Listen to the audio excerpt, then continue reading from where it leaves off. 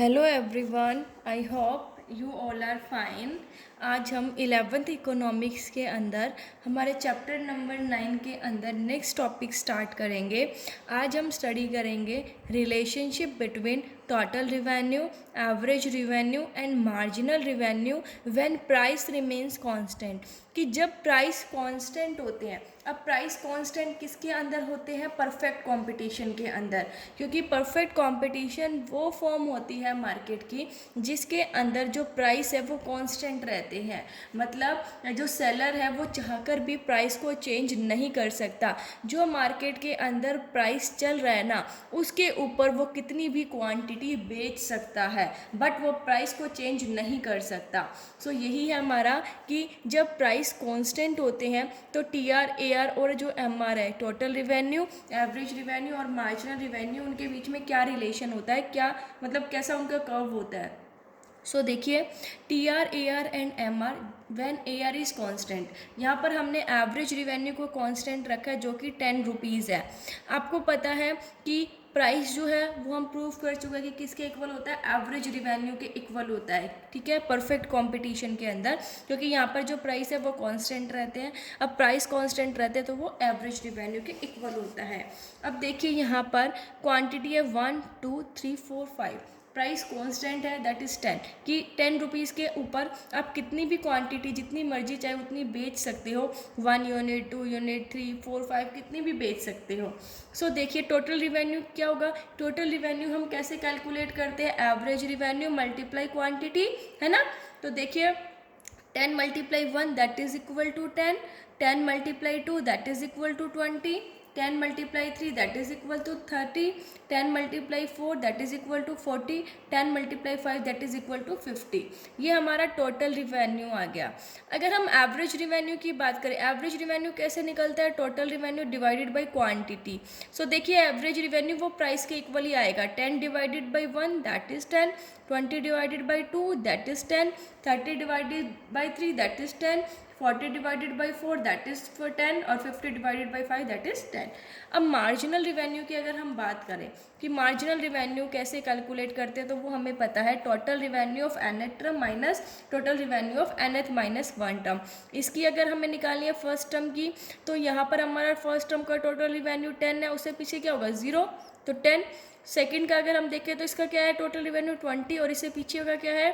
10, तो 20 minus 10 that is equal to 10, 30 minus 20 that is equal to 10, 40 minus 30 that is equal to 10, 50 minus 40 that is equal to 10। अब देखिए यहाँ से ही हमें समझ में आ जाएगा कि जब हमारे प्राइस कांस्टेंट होते हैं तो रिलेशन क्या होता है इन तीनों के बीच में। जब प्राइस कांस्टेंट हो गए तो प्राइस किसके इक्वल होगा? A R. ए आर किसके इक्वल होता है? मार्जिनल रिवेन्यू के इक्वल आ जाता है। देखिए परफेक्ट कंपटीशन के अंदर ए आर किसके इक्वल है? मार्जिनल रिवेन्यू के इक्वल। और अगर हम टोटल रिवेन्यू की बात करें तो टोटल रिवेन्यू बढ़ता है। देखिए टोटल रिवेन्यू इंक्रीज हो रहा है। 10 से 20 हुआ, 20 से 30 हुआ, 30 से 40 हुआ, 40 से 50। It means total revenue increase हो रहा है, बट कौन से रेट से? कांस्टेंट रेट से। देखिए इनका गैप जो है वो 10 10 10 का है। तो आया समझ में ए आर, टी आर और एम आर क्या होता है। अब देखिए ये क्या कहता है कि एम आर मार्जिनल रिवेन्यू किसका एडिशन है? टोटल रिवेन्यू का। When one more unit of output is sold और प्रोड्यूस, चाहिए हम 1 मोर यूनिट ऑफ आउटपुट सोल्ड करें, प्रोड्यूस करें, मार्जिनल रिवेन्यू तो किसका एडिशन होता है? टोटल रिवेन्यू का होता है। ठीक है, नेक्स्ट है अगर प्राइस कॉन्स्टेंट होते हैं, प्राइस कांस्टेंट है तो इट मीन्स एवरेज रिवेन्यू भी कांस्टेंट है, एवरेज रिवेन्यू कांस्टेंट है तो इट मीन्स मार्जिनल रिवेन्यू भी कांस्टेंट है। ये मैंने अभी सारी चीज़ें बताई आपको। इट मीन्स जो एवरेज रिवेन्यू वो हमारा किसके इक्वल आ रहा है? मार्जिनल रिवेन्यू के इक्वल आ रहा है। अब देखिए, अब constant marginal revenue it means वो क्या एडिशन किसका होता है? टोटल रिवेन्यू का होता है। ठीक है भाई, हम टी आर जो है वो कैसे निकालते हैं? T R is equal to summation of M R. ठीक है, समीशन ही तो होता है मार्जिनल रिवेन्यू का। तो ऐसे ही जो एम आर कॉन्स्टेंट है, अगर एम आर, तो इसका मतलब कि जो हमारा टोटल रिवेन्यू है वो क्या हो रहा है? बढ़ रहा है। लेकिन कौन से रेट से? कौन से रेट से? कांस्टेंट रेट से बढ़ता है। अब हम इसी को ही क्या करेंगे? डायग्राम में रिप्रेजेंट करेंगे। देखिए TR when price is constant, कि जब प्राइस कांस्टेंट होते हैं तो हमारा टोटल रिवेन्यू कैसे होता है। देखिए जब हमारे प्राइस कांस्टेंट होते हैं, हमारा एवरेज रिवेन्यू कांस्टेंट होता है, तो हमारा मार्जिनल रिवेन्यू भी कांस्टेंट होता है। मतलब जो हमारा टोटल रिवेन्यू है वो इंक्रीज होता है, क्योंकि प्राइस कांस्टेंट है। ठीक है, अब प्राइस कांस्टेंट है तो इसका मतलब मार्जिनल रिवेन्यू भी कांस्टेंट है। सो टोटल रिवेन्यू बढ़ेगा, ठीक है, लेकिन कौन से रेट से, कांस्टेंट रेट से जो है वो हमारा टोटल रिवेन्यू इंक्रीज होता है। भाई 0 है तो हमारा टोटल रिवेन्यू भी 0 होगा, 1 होगा तो हमारा टोटल रिवेन्यू भी बढ़ेगा। ठीक है, 110 है, 2 है तो 20 है, 3 है तो 30 है, 4 है तो 40 है।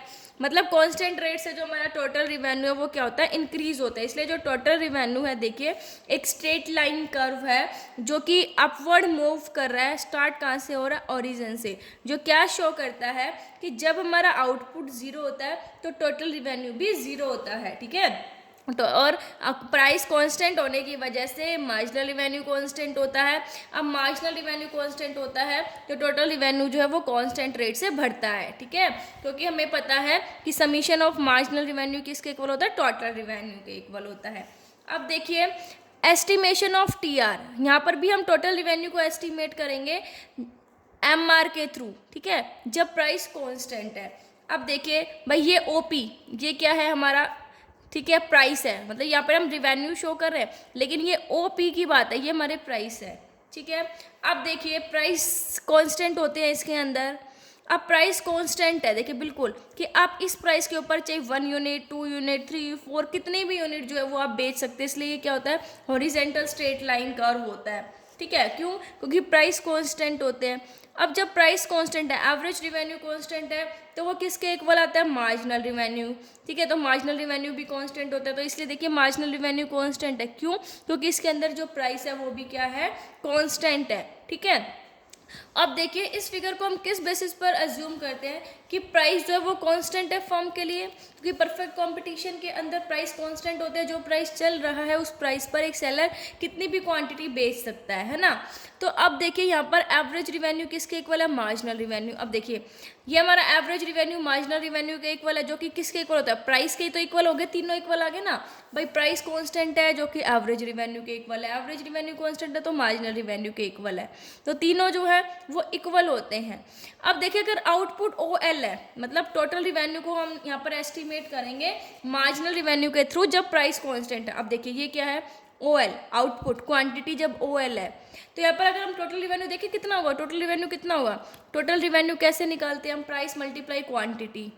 अब क्वांटिटी कितनी है, आउटपुट कितना है OL, प्राइस कितने हैं OP, है ना। देखिए अब जो प्राइस मल्टीप्लाई क्वांटिटी क्या आ गया हमारा, टोटल रिवेन्यू। इसका मतलब जो हमारा एरिया आया OLSP, ये क्या आ गया हमारा टोटल रिवेन्यू। और हम ये भी कह सकते हैं टोटल रिवेन्यू किसके वो होता है, समीशन ऑफ मार्जिनल रिवेन्यू, और वो समीशन ऑफ मार्जिनल रिवेन्यू होता है। ठीक है, अब ये किसके इक्वल है, इसका एरिया जो है OLSP। ठीक है, सो आई होप आपको ये टॉपिक जो है वो समझ आ गया होगा। Thank you, stay safe, stay home.